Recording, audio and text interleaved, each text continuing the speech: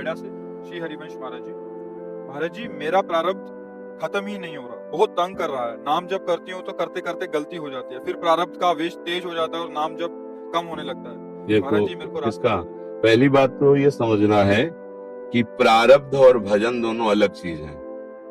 प्रारब्ध का भजन से कुछ लेना देना नहीं, पहली बात समझना। ये भ्रम मत पालिए कि प्रारब्ध हमारे भजन को मेटता है।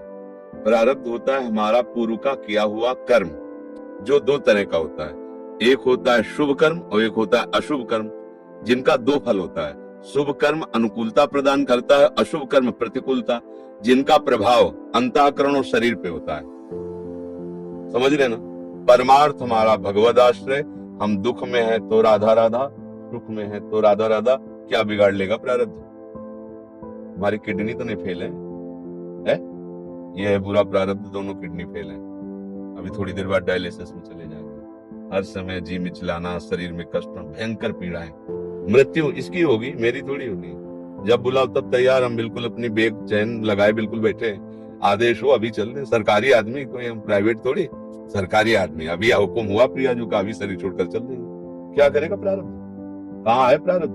तो हमारा और सहयोग कर रहा है, परेशान क्या करेगा? बस समझ ठीक हो जाए, समझ ठीक हो जाए। कोई हमें भजन करने से नहीं रोक सकता। अगर भजन करना चाहे तो किसी की ताकत नहीं कि मुझे भजन से अलग कर दे। अब आप ही भजन छोड़ दो तो सुख दुख के थपेड़े फिर ऐसे, इस सुख में अभिमान में फूल करके भोगों में रत हो गए, दुख में शोक संताप में हो गए, तो भजन कौन करे? अगर भजन पकड़ लो तो दुख सुख के थपेड़े निकल जाएंगे, आपको पता ही नहीं चलेगा। जैसे हम किसी मजबूत जहाज की रस्सी को पकड़ लें, अब लहरें आएंगी ऊपर से निकल जाएंगे पर हम सुरक्षित हैं। ऐसे ही भगवान का नाम वो डोर है जिसको पकड़ लो तो माया थपेड़े मारेगी पर आपको छुटा नहीं पाएगी, आपका परम मंगल हो जाएगा। प्रारब्ध कोई देवता नहीं है, हमारा किया हुआ पूर्व का कर्म है। भजन इतने जोर का बलवान के सब प्रारब्धों को नष्ट कर देगा, सब विध्वंस कर देगा। ऐसा हो कि हम प्रारब्ध के अधीन, कर्म के अधीन, तो हमारा कल्याण ही कभी ना हो, हमें कभी भगवत प्राप्ति ना हो, क्योंकि ऐसे ऐसे कर्म है, ऐसे ऐसे शुभ अशुभ कर्म है। और अब देखो, बचपन से बाबा जी हैं भगवान के मार्ग में, दोनों किडनी फेल है, भयानक कष्ट पीड़ा, अर्थ की ये व्यवस्था हो, दुनिया का प्रपंच। अब हम कह दे कि बचपन से हमें याद नहीं कि हमने किसी कीड़े को भी मारा होगा हमारी, तो आज के तो हम थोड़ी हैं, बहुत जन्म हो चुके। किस जन्म में कौन सा भयंकर पाप हुआ उसको भोग रहे। 20 बजे 6 महीना बाणों की सैया पे पड़े, किस जन्म का हिसाब किताब कहा मालिक जाने। इस जन्म में भगवान ने हमें जो हमारे पर जो कृपा करी उसके सामने प्रारब्ध कुछ नहीं। अपनी शरण में ले लिया, भजन करवा रहे हैं, धाम वास कर रहे हैं, अब शरीर छूट जाए, अपने प्रभु के पास जाना है। ये चिंता नहीं मत करो कि बुरा प्रारब्ध है हमें परास्त कर रहा है, कोई बुरा प्रारब्ध नहीं।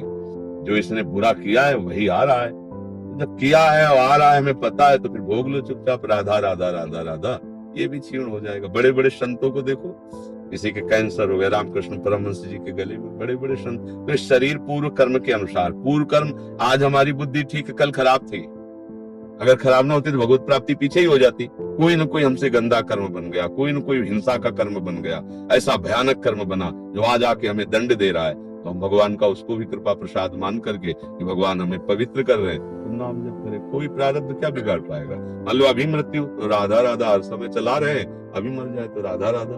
भगवान कहते हैं अंतिम समय अगर मेरा स्मरण बन जाए मेरे को ही प्राप्त होता है। और बात कही, प्रयास आप कर रहे हो और अंतिम समय आपकी ऐसी स्थिति हुई कि आप नाम जप नहीं कर पाए, तो भगवान कहते हैं मैं उसका स्वयं स्मरण बन जाता हूँ, भगवान आके विराजमान हो जाए। ये तो बड़ा कृपा का मार्ग है। उज्जवल जी इटावा से। गुरुदेव, आपके चरणों में प्रणाम। गुरुदेव, पिछले 4 वर्षों से ज्ञान मार्ग वेदांत न्याय से यात्रा कर रहा हूँ। गीता जी के अनुसार स्वयं के भाव में कैसे आऊं? पिछले कुछ समय में आदि आध्यात्मिक दुख बहुत बढ़ गया है, बहुत पीड़ा है, क्या करूं समझ नहीं आ रहा, कृपया मार्गदर्शन करें। अब आप ज्ञानी और फिर दुख बढ़ रहा है, मुझे समझ में नहीं आ रहा। दुख तो अज्ञानी को प्राप्त होता है, ज्ञानी को दुख किसको दुख मिला भैया? किसको पीड़ा रही थी? पता नहीं लगा किसको पीड़ा हो रही, तो भ्रम ही तो है बच्चा। फिर कहाँ ज्ञान है तुम्हें? यही बात होता है, ब्रह्म ज्ञान बिन नार नर करे न दूसरी बात, कौड़ी लागी लोभवत करें विप्र गुरुघात। गोस्वामी जी ने पहले लिख दिया। सीधी बात पकड़ो, श्री हरि का आश्रय लेकर उनके अनुकूल आचरण करते हुए नाम जप करो, तुम अधिभूत को जान जाओगे, अधिदैव को जान जाओगे, अधियज्ञ को जान जाओगे, पूर्ण ब्रह्म को जान जाओगे, अध्यात्म को जान जाओगे। इतना जानकारी के बाद अब कुछ बचा नहीं। अधिभूत समस्त प्रपंच, अधिदैव ब्रह्मा, अधियज्ञ भगवान विष्णु, ब्रह्म संपूर्ण स्वरूप में विराजमान। ये कब जान जाए? जानत तुम्हें तुम्हें हो जाए कब? जब वो जना दे। तो जिनसे हमें जानकारी लेनी, पहले शरण और उनका नाम जप। आजकल जो ब्रह्म ज्ञान पढ़ करके भगवान के नाम का जप नहीं, भगवान की आराधना नहीं, भगवान की पूजा नहीं, मूर्ति पूजा का विरोध, ये सब ये घोर अज्ञान है। कोई न तो भक्ति है और न कोई ज्ञान है, ये घोर अज्ञान है। बस वो विचरते रहते हैं बुद्धि की तर्कना में और आकर्षित होकर प्रकृति में भ्रष्ट होते रहते हैं। ज्ञान नहीं है। शुद्ध ज्ञान वही है जो अपने देहाभिमान को भगवान के चरणों में समर्पित करके, देखो जो ब्रह्म बोध है ये उपासक को बहुत जल्दी हो जाता है, जो भगवान का भगत होता है। भगवान की कृपा से उसको बोध, स्थूल शरीर, सूक्ष्म शरीर, कारण शरीर, तीनों शरीरों से संबंध रहित जो हमारा स्वरूप है, मम दर्शन फल परम अनुपा, जीव पाव निज से स्वरूपा। काहे को तैर कर आज तक कोई पार नहीं हो पाया है बहुत समुद्र को। बड़े बड़े मगरमच्छ एक झटके में लील जाएंगे ना। ज्ञानिनाम अपि चेतांसि देवी भगवती हिसा, बलादा कृष्ण मोहाय महामाया प्रच्छति। जो ज्ञानिन कर चित अपरई, बरियाई विमोह बस करई। भगवती प्रचंड देवी शक्ति माया ऐसी नहीं है कि तुम्हारे वेदांत जानने से तुम्हें बख्श देगी। हाँ, एक जगह बख्श देगी, जब हरि के कोमल चरणारविंद का आश्रय ले। सनकादि से बड़ा कोई आज तक ज्ञानी नहीं है। सनक, सनंदन, सनातन और चारों महापुरुषों के श्रीमुख से हर समय निकलता रहता है हरि शरणम, हरि शरणम। बस ज्ञान का सार बात है हरि शरणम, हरि शरणम। जपो भी आनंद आ जाएगा, समझे ना। हाँ, भटकने की जरूरत नहीं है। मोना जी दिल्ली से। श्री हरिवंश। राधा वल्लभ श्री हरिवंश। महाराज जी आपके चरणों में कोटि कोटि प्रणाम। महाराज जी, शरीर के प्रति जो धन कमाते हैं, हमें नहीं पता कि उसमें वो कितना नाम जप करते हैं या धर्म भावना से कमाते हैं। क्या हम उस धन से संत सेवा कर सकते हैं? और महाराज जी, जमीन जायदाद से हुआ मुनाफा और किराए की आमदनी से संत सेवा हो सकती है क्या? क्या ये अधर्म से कमाया हुआ धन तो नहीं माना जाएगा?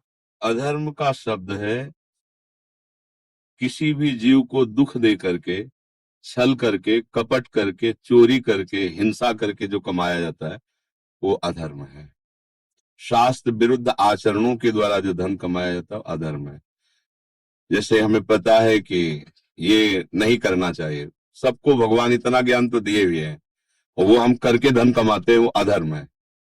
अधर्म की बहुत व्याख्याएं, धर्म की बहुत व्याख्याएं। बस इतना समझ ले कि हमारे साथ अगर बर्ताव ऐसा हो तो हमें कैसा लगेगा। जैसे कोई हमारी जेब काट ले, कोई बेईमानी कर ले, कोई विश्वासघात कर ले, कोई छल कपट करे। अच्छा, ये हम दूसरे के साथ ना करें। आत्मना प्रतिकूलानि परेशान न समाचरित।